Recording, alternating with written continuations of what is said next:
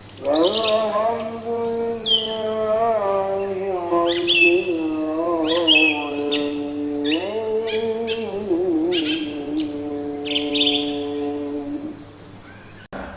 mau sehat tubuh kita, maka perbaiki jantung. Pertanyaannya, jantung itu berbagi dengan apa?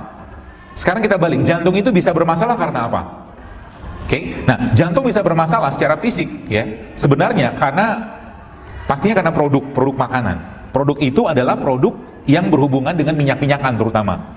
Ya, jadi kita mengenal beberapa jenis minyak, ada namanya minyak atau minyak yang mengandung asam lemak tak jenuh, sama minyak yang mengandung asam lemak jenuh. Ya, jadi asam lemak jenuh sama asam lemak tak jenuh. Yang jenuh apa? Seluruh produk-produk yang dimasak dengan menggunakan minyak kelapa, minyak goreng seperti itu. Itu lemak tak jenuh semua. Dan yang paling membahayakan sebenarnya justru malah kalau minyak itu sudah mengalami oksidasi tingkat tinggi, yaitu minyak yang berwarna hitam. Enak nggak rasanya? Enak. Ayam, bebek digoreng pakai itu buena apple, Pak. Ya, tapi bikin masalah sebenarnya, ya, karena sudah mengalami oksidasi yang terlalu berlebihan. Oke, terus solusinya apa? Solusinya apa? Ganti saja minyaknya, ya, ganti saja minyaknya dengan minyak yang bermanfaat buat jantung, dengan minyak yang bermanfaat buat jantung, tapi kandungannya beda. Yaitu apa? Minyak-minyak yang mengandung asam lemak tak jenuh. Kalau bahasa nutrisinya unsaturated fatty acid, ya. Apa salah satu contohnya? Banyak contohnya, Bu. Saya berikan beberapa, saya bawa karena kalau dibawa contohnya Anda mudah-mudahan bisa langsung ingat. Yang ini pertama minyak biji anggur. Grapeseed oil, ya, pertama ini. Yang kedua, ya, ini minyak zaitun. Ya, saya termasuk pemakan minyak. Ya, sahur tadi pun saya nggak makan apa-apa, cuman makan minyak sama minum air saja sama kurma 3 butir, cukup. Ya, minyak. Ini grapes, ini minyak zaitun, ya. Minyak zaitun yang terbaik yang ada di mana? Yang ada disebutkan dalam Al-Qur'an, yaitu la syarqiyati wala gharbiyah. Minyak yang tidak tumbuh di barat dan tidak tumbuh di timur, pohonnya, maaf. Ya. Dalam surat An-Nur, la syarqiyati wala gharbiyah. Pohon yang tidak tumbuh di barat, tidak tumbuh di timur. Di mana? Kalau menurut yang saya baca dan para ahli-ahli naturopati mengatakan minyak terbaik itu justru malah letaknya ada di Palestina. Jadi minyak zaitun terbaik itu letaknya ada di Palestina. Kalau ini kan Spanyol. Oke. Apa minyak lagi? Lagi banyak, Pak. Stoknya, Pak. Ini minyak. Kalau ini VCO. Bedanya sama 3 ini apa? Beda. Kandungannya beda semua. Minum sekaligus boleh nggak? Boleh aja kalau mau. Tapi rasa minyak ya begitulah. Ya. Apa bedanya dengan semua? Yang jelas kalau untuk, jadi gini, lemak itu dia bisa memberikan energi kalau terbongkar. Terutama lemak-lemak yang bersifat lemak jenuh, maaf, kalau terbongkar dan menjadi lemak baik, gitu ya. Makanya kita disuruh bergerak. Nah, ternyata minyak-minyak seperti ini, Bapak sekalian, ini bisa memberikan energi tapi untuk jangka panjang. Dia butuh waktu beberapa saat, beberapa jam untuk diolah tubuh. Ya, makanya nggak langsung cepat. Jadi kalau Anda lemes, jangan minum minyak, lama segernya. Tapi kalau lagi lemes, Anda makanlah karbohidrat yang rasanya manis, cepat. Makanya kita disuruh Nabi SAW makan kurma, kan? Karena lagi lemes, suruh makan yang manis-manis. Tapi tidak semua manis itu sama. Ya, nanti kita bahas. Kalau ini jelas semua minyak-minyak kalau Anda makan, maka dalam riset yang saya baca itu jantung Anda akan clean, jantung Anda akan bersih. Tapi tidak cukup sekali 2 kali, Anda harus rutin minumnya. Ya, termasuk VCO ini salah satu yang saya senang. Ya, sekarang pun saya lagi minum ini. Kenapa? Karena VCO ini punya satu bahan atau asam namanya asam laurat. Asam laurat itu cuma ada di air susu ibu.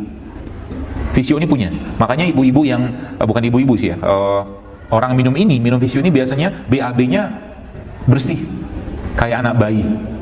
Jadi kalau Anda mau tahu pencernaan kita sehat atau enggak, lihatlah hasilnya. Ya, tapi jangan dipelototin gitu terus, iya benar ya, gitu enggak gitu. Sekilas saja.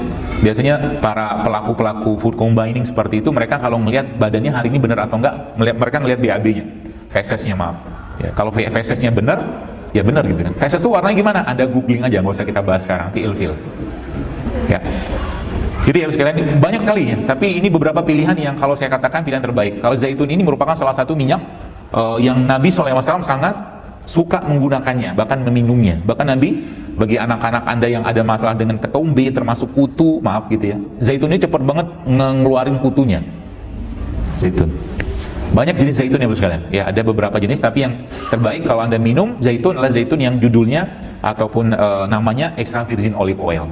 Ya, kalau Anda lihat nutrition fact di belakangnya itu nggak ada lemak. Saturated fatnya hampir-hampir nggak ada sebenarnya, ya zaitun. Kolesterolnya apalagi nggak ada. Jadi minyak tapi nggak ada kolesterol. Ya, jadi masalah kita zaman sekarang, jantung kita bermasalah gara-gara apa? Ya gara-gara kebanyakan lemak jenuh. Gitu. Jadi kalau Anda misalkan disodorin gorengan gitu kan, sodorin gorengan sama rebusan, kalau saya pribadi memilih rebusan daripada gorengan.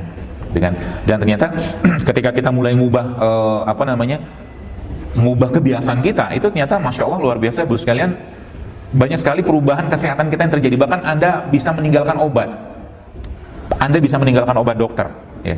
Misalkan yang sering banget gatal, misalkan ada yang bukan sering banget, ada yang sering gatal-gatal gitu ya, gangguan pencernaan, itu sebenarnya ada asbabnya.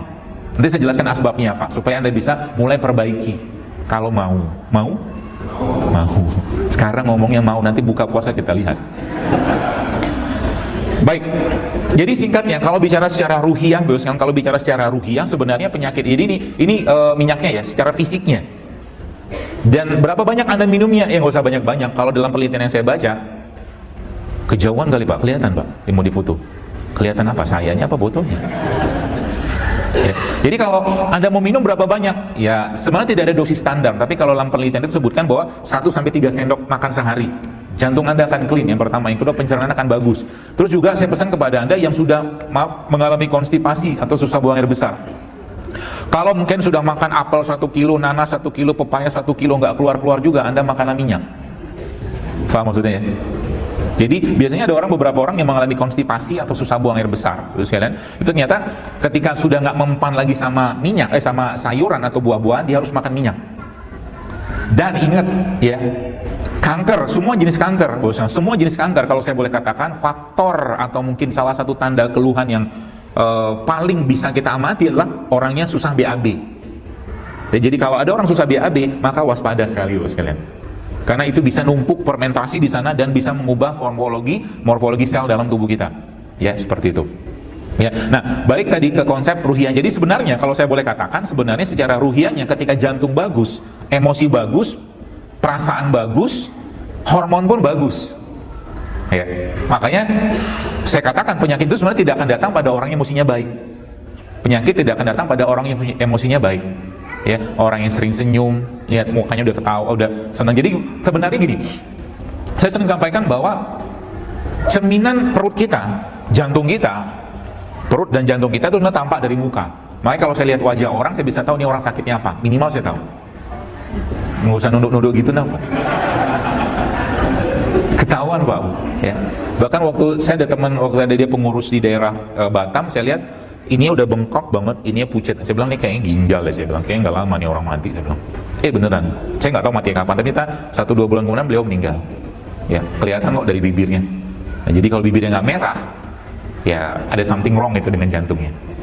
Kan? Dan nggak bisa dimerahin juga, mau dikasih cabai, mau kasih lipstick, tetap aja nggak pucat gitu ya. Jadi wajah itu cerminan sehatnya dua hal, kalau saya boleh katakan. Wajah itu cerminan dari sehatnya dua hal. Yang pertama, kolbunya secara ruhiyah. Wajah.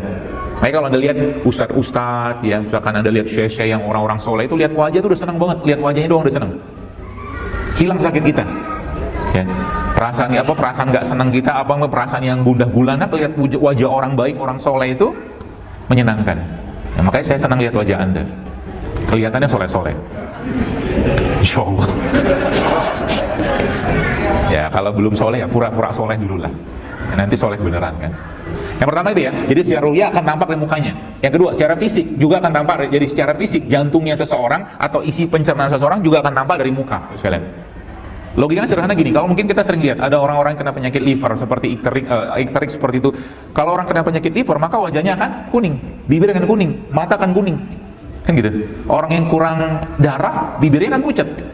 Ya, jadi wajah kita ini sebenarnya memang nyata-nyata, memang cerminan dari apa isi badan kita. Jadi kalau saya mau ngelihat orang itu ngerokok atau enggak, gampang banget, lihat aja dari bibirnya, saya ketahuan, ini orang ngerokok deh. Lihat dari bibirnya, lihat dari giginya, udah ketahuan. Ya gitu.